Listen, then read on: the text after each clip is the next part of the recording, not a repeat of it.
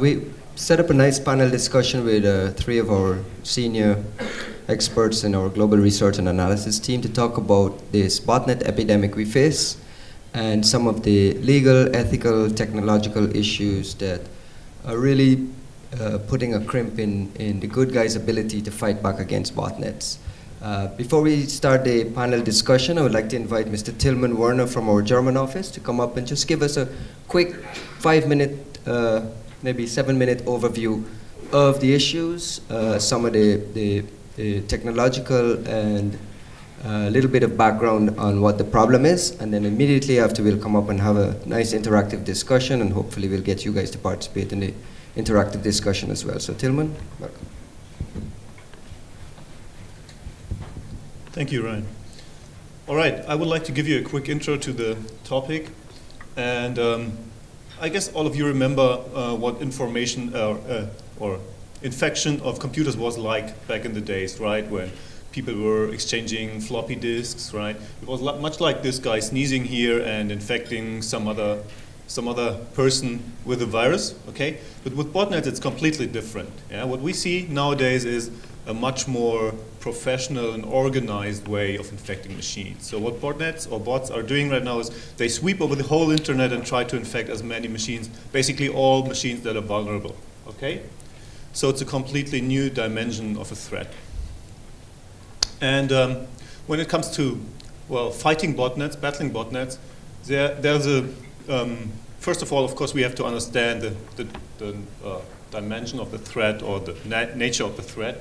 And it's important to understand that this is not comparable with traditional malware because it's a twofold thing, right? So first of all, we have what everybody knows about botnets, right? They send out spam, they infect other machines, they can, well, you can instrument a bot with whatever you want to do, right? So you can, there is no limitation. You can do click fraud, you can install other pieces of malware, you can do phishing, all these things.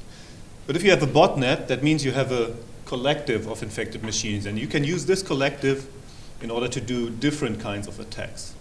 For example, you can instruct the collective to overwhelm a third party or another site on the internet with traffic, all right? So this is what we call a DDoS attack. And this is what makes botnets particularly dangerous and harmful.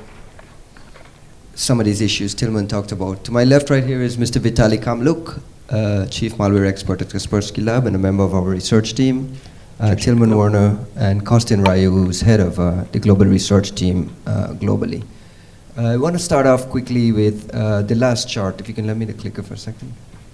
2 years later, we have Configure still commanding a botnet of 5 million machines.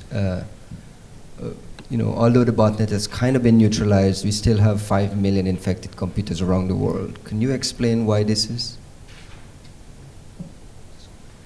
Well, I used to spend a lot of time on Configure myself. It was in the beginning of the working group of Configure. And I think that from our perspective, we see that the Configure is a malware which actually infects the system and behaves very silently, so it doesn't show up, it doesn't slow down your system, your computer, and that is why most of the users who are infected, they don't even know about this malware. And as you know, you can probably remember your own systems. If nothing bothers you, you just don't go and don't investigate whether there is something hidden in your system. So it's normal human logic. So once the system is broken, people start checking it. But unless it's broken, unless it slows down, seriously, nobody cares. That's why a lot of people, they are not aware of the problem of that their system is infected.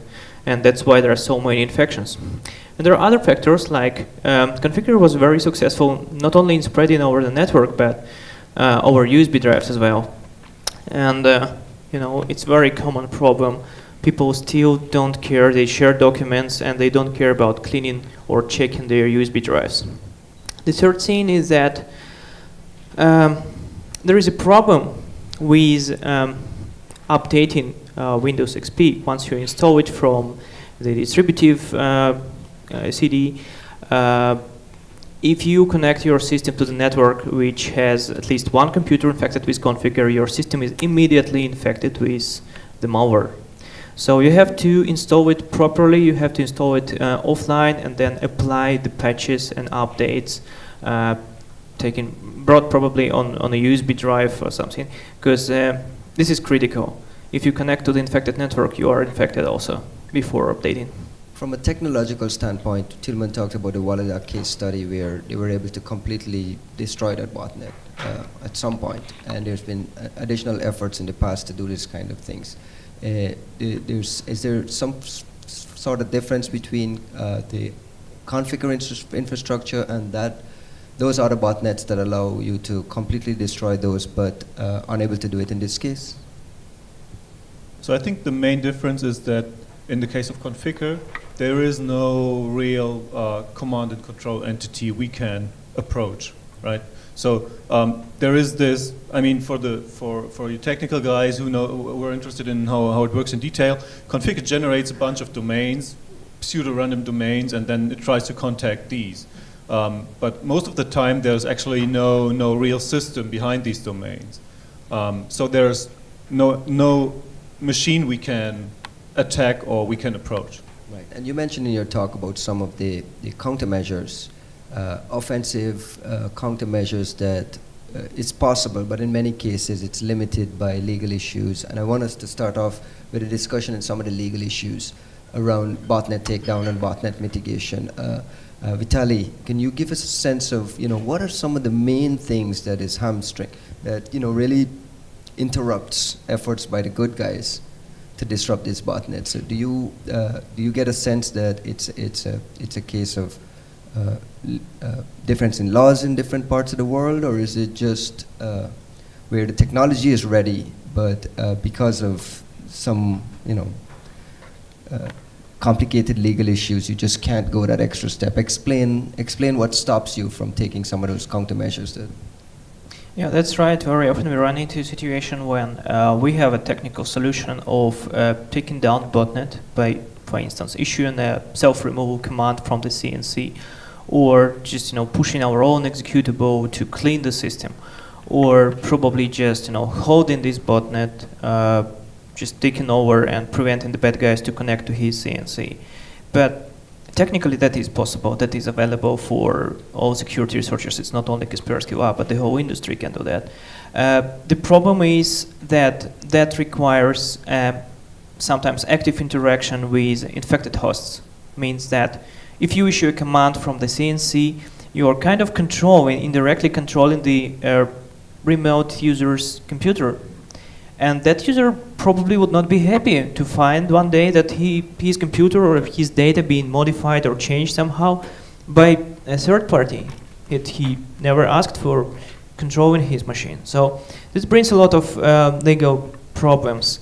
And speaking formally, this is an unauthorized access to the remote machine, which is illegal in most of the countries.